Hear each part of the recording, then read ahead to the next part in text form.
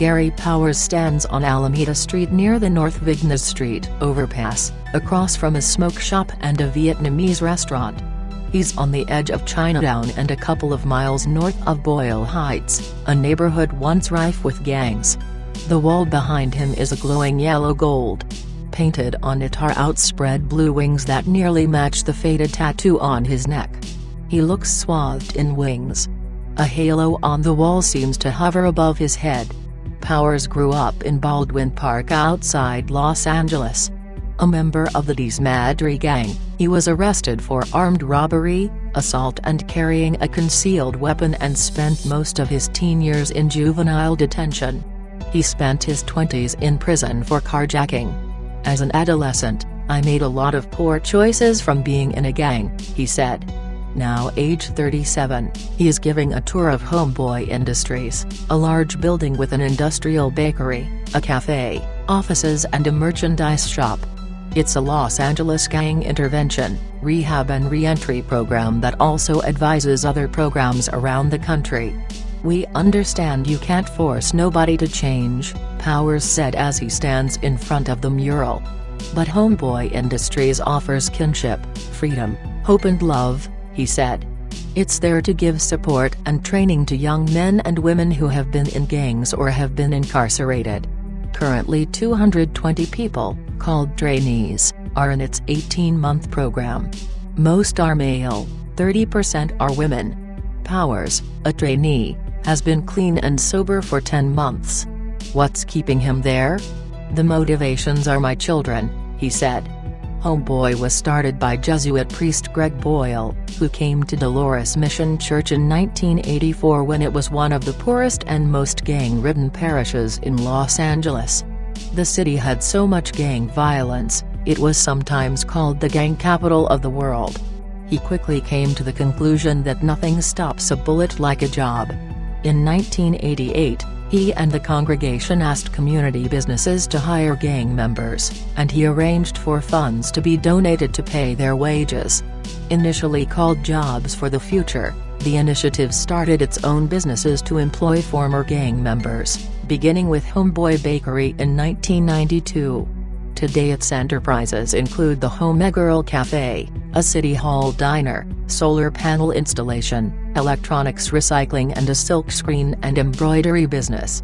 In them, former gang rivals can be found working side by side.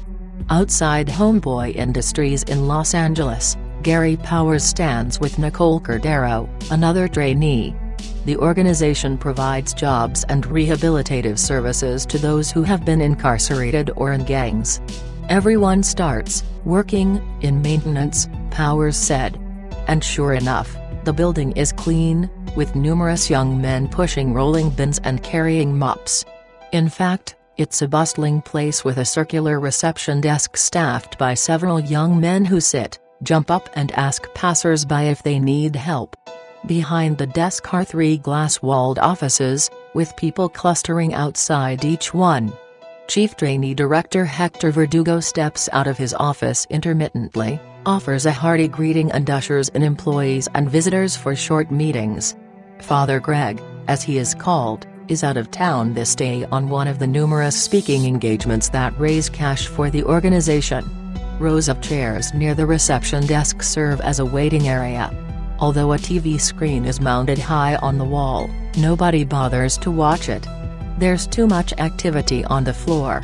People step in from the Homegirl Cafe, just off the lobby, which offers drinks like Paulina's Latte and Angela's Green Potion, spinach and mint limeade, along with brunch dishes, sandwiches and tacos. Every few minutes the front door opens and people of all ages enter, a woman with 2 children, a young man alone, an older woman.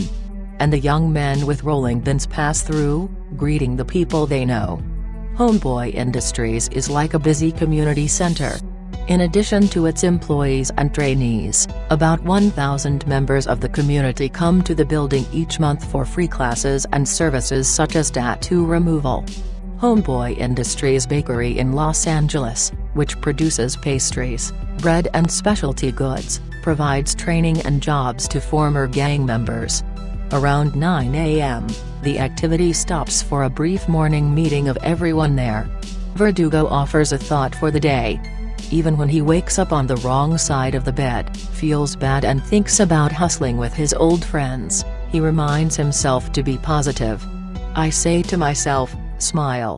It's the medicine I need to take every day. Another man stands up. My brother just died, he said. He puts out a donation box for people to contribute to funeral expenses. A woman offers a prayer. Dear awesome God, today is Monday. We're showing up. We're suited up. We're coming as a community. After the meeting, Powers explains the program. We're paying you to be in recovery, he said. Trainees take a course called Homeboy 101 that orients them. They receive $11 an hour, rotating jobs every 6 weeks. Each is assigned a case manager, therapist and a navigator, who serves as a guide and mentor. The case manager creates a plan, sometimes court-mandated, that may include classes and support groups. Almost 40 classes are offered each week for trainees and community members. They cover anger management, parenting and building positive relationships, as well as meditation, yoga and music. Court-approved domestic violence classes are offered. Support groups include Alcoholics Anonymous, Narcotics Anonymous and Criminals and Gang Members Anonymous. Trainees should take at least 3 classes per week, Powers said. He himself relishes being a student. His favorite is the parenting class. With a son and 4 young daughters, the class was immediately useful, he said. He also really liked the class Writing Your Story. There's a lot of trauma that's happened in our lives and writing can help, he said. About 30 therapists, mostly volunteers, provide counseling to trainees and employees. Everyone can see a therapist once a week, Powers said. Navigators are former gang members, most of whom have gone through the Homeboy Industries program. One navigator, Gusima Thomas, was in the 43 GC gang in South Central Los Angeles. When members leave the gang life behind, they have a big pile of stuff to deal with, he said. They get angry and they don't know what to do. The navigators show by example another way of being. In order to change, Thomas said, you have to mentally think about the person you want to become. Gangs, standing man with microphone reads from piece of paper to 4 other men standing. Hector Verdugo, holding coffee cup, takes part in a morning meeting in the lobby of Homeboy Industries. He is chief trainee director at the nonprofit organization. Upstairs near the classroom area, a hallway is lined with people. They're waiting outside an office where 2 doctors use lasers to break tattoos into tiny ink particles. Repeat sessions are necessary to remove the tattoos. It hurts really bad, Powers said, but each session is short. The 35 doctors who remove tattoos are volunteers, he said. Outside on the street is a mobile medical clinic.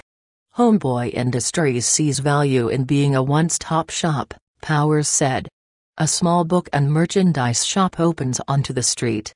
Pam Herrera sits behind a desk ringing up sales. She got out of prison 7 years ago when she was in her mid-20s. Never an official gang member, she was nevertheless affiliated through her boyfriend. She had problems with drugs and ended up on the street, she said. After her release from prison, she took part in a sober living program at Walden House Health Right 360, then started as a hostess in the Homegirl Cafe. She eventually became assistant manager. In addition to providing training and work, Homeboy provides the space so you can focus on yourself, she said. Coming out of prison, you're ashamed and broken and you don't want to be judged, she said. Father Greg's books are on display in the center of the shop.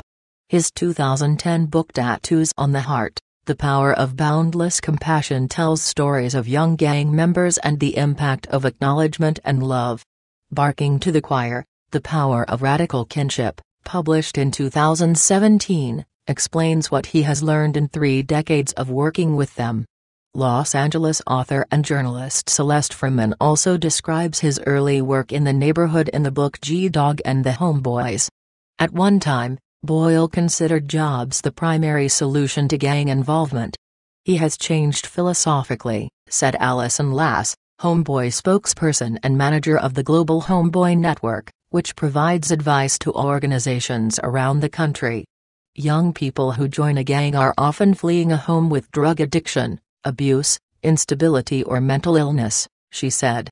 Poverty, poor housing and unsafe streets are contributing factors, she said.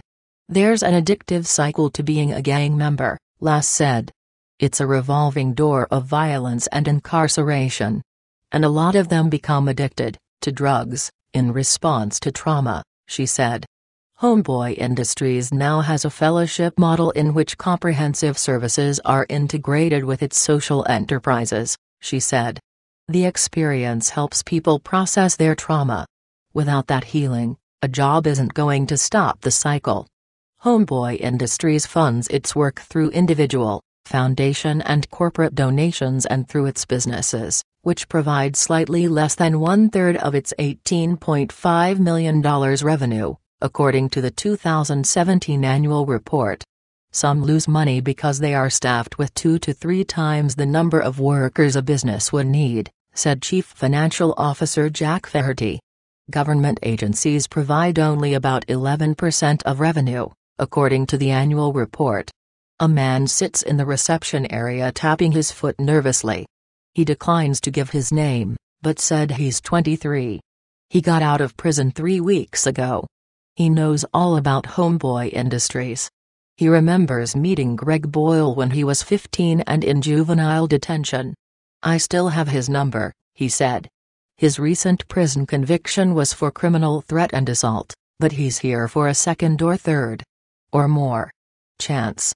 I know that the doors here are never closed. If you aren't ready, come back when you are, he said. He has a 4-year-old son and doesn't want a life of violence and incarceration for his child. I plan on learning how to bake, he said.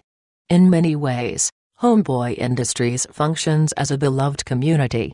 Powers describes it as a safe place, a sanctuary, a refuge. When Powers stands in front of the Angel mural, painted by a friend and former gang member, the message is manifest. At Homeboy Industries, he is loved.